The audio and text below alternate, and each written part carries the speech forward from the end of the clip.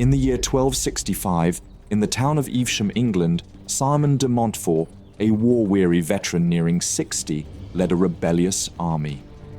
Among his captives was the English King Henry, whom he captured the year before at the Battle of Lewes. As dawn broke on August 4th, de Montfort received chilling news. Cavalry bearing familiar banners were approaching, but they were not allies. It was a royalist army commanded by the king's son, Prince Edward. They outnumbered de Montfort's forces by at least 3-1. Panic gripped the rebel forces as the realization dawned that the royalists were closing in. There was no way out as de Montfort prepared his troops to fight in what would become known as the legendary Battle of Evesham. "We are all dead men, for it is not your son as you believed."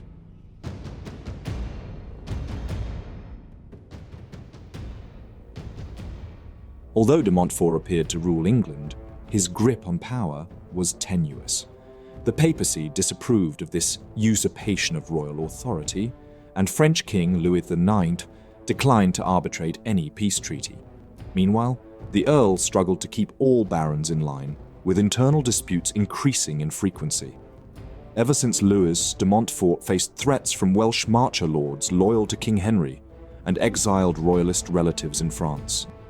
Prince Edward's knights rebelled in October, and the marcher lords rebelled in November, prompting Earl de Montfort to seek the assistance of Welsh King Llewellyn to crush these uprisings.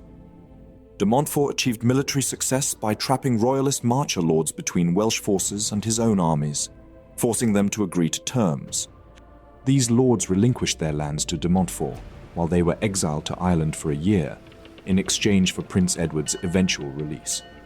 But tensions persisted. Despite initially accumulating wealth by acquiring towns like Bristol, Chester, and Newcastle, de Montfort's relationship with his most important ally, de Clare, soured. In May 1265, an attempt at reconciliation between de Clare and de Montfort failed. Then, in late May, Prince Edward escaped de Montfort's custody at Hereford. Together with de Clare, they organized a rebellion. Subsequently, royalist leaders John de Warenne and William de Valence landed in Wales to support the rebellion. Edward's escape gave the royalists a military leader and a rallying point, and de Montfort's position rapidly weakened. Prince Edward met with and swore an oath to Gilbert de Clare, promising to uphold charters and customs, expel foreigners, and consult only with Englishmen. A month later, he launched a campaign against de Montfort. Edward captured castles and towns, while de Montfort retaliated by attacking de Clare's lands and moving into Wales to raise more troops. While de Montfort was in Wales, Prince Edward captured Worcester and Gloucester, two crucial cities commanding the Severn River.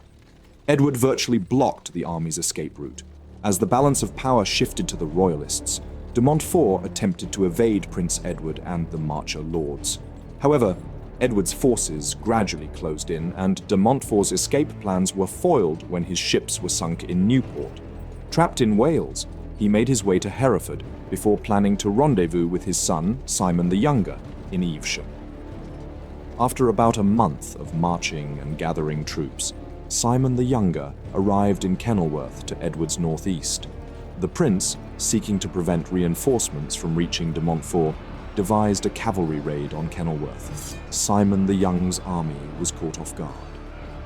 The Chronicle of Melrose described the attack as a surprise assault on the sleeping baronial forces, resulting in a massacre. Many of Simon the Young's men were killed or captured, with Simon and a few survivors retreating to Kenilworth Castle, leaving their horses, armor, and weaponry behind. Yet as the raid was ongoing, de Montfort received news that Prince Edward's army had left its position guarding a river crossing.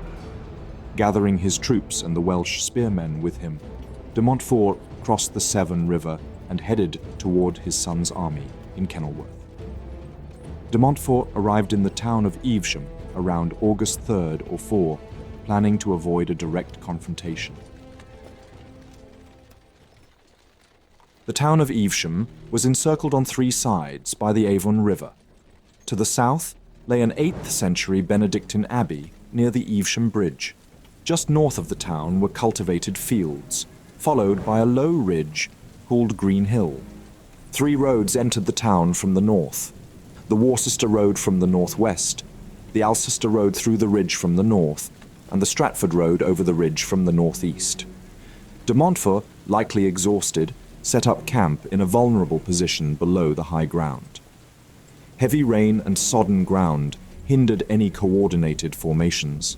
He commanded 350 cavalry and between 3,500 and 5,000 infantry soldiers. Among his captives was King Henry.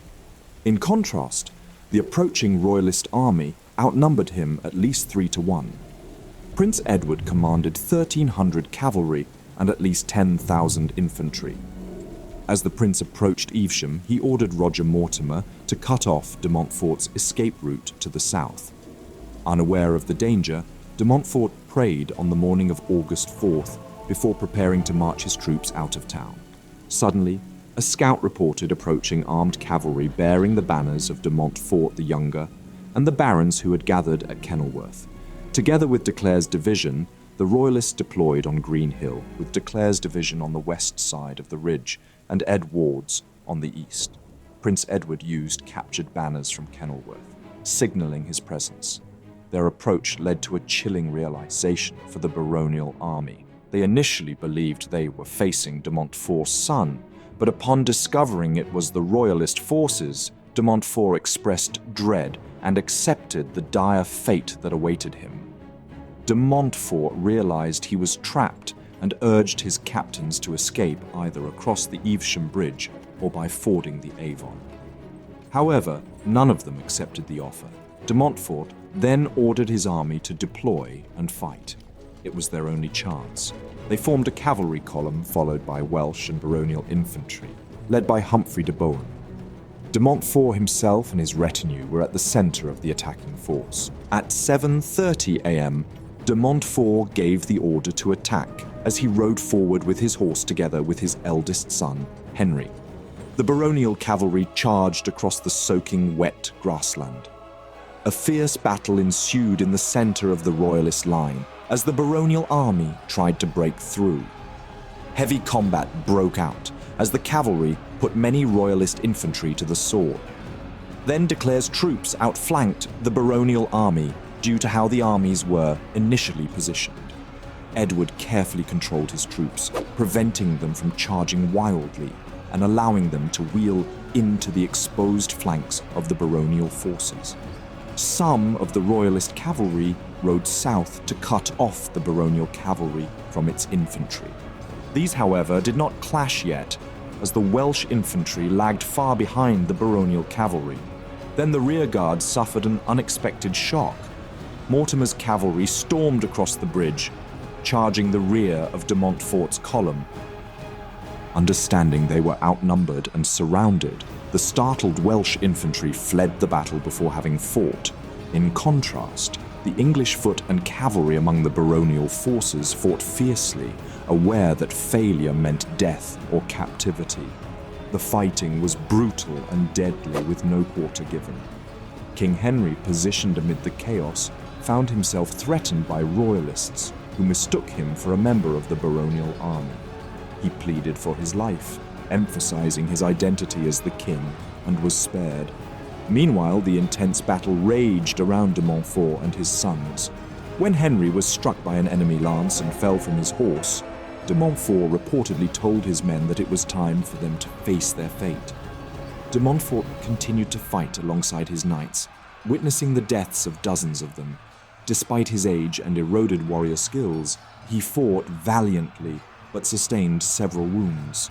Ultimately, the loss of blood caused him to falter and fall, at which point his enemies descended upon him. His body was subjected to brutal mutilation, including decapitation and dismemberment, with the remains left for scavengers. Simon the Younger and his troops arrived too late to rescue the baronial army, witnessing the grim sight of his father's head displayed on a pike as a war trophy.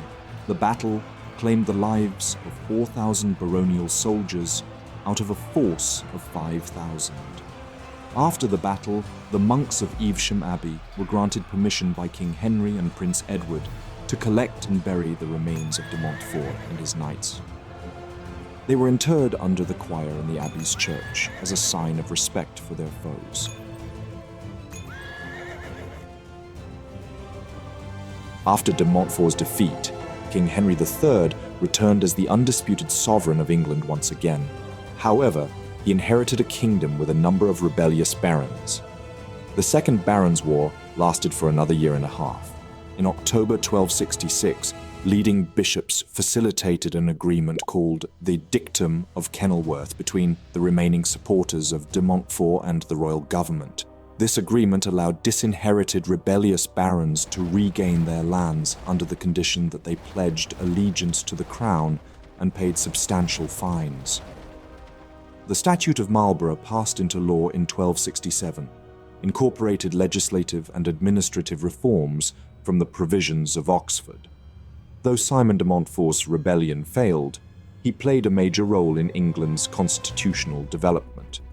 He is regarded as one of the progenitors of modern parliamentary democracy. Thank you very much for watching this video. Please leave a like, it really helps out the channel. If there is a topic, battle, or person you would like to know more about, let me know your thoughts in a comment. I would also like to thank all my patrons and channel members for their generous support. If you enjoy House of History and you want to support my work, consider joining me on Patreon. For just $1 per month, you will already gain early access to all my videos without any in-video advertisements. Don't forget to subscribe. See you next time.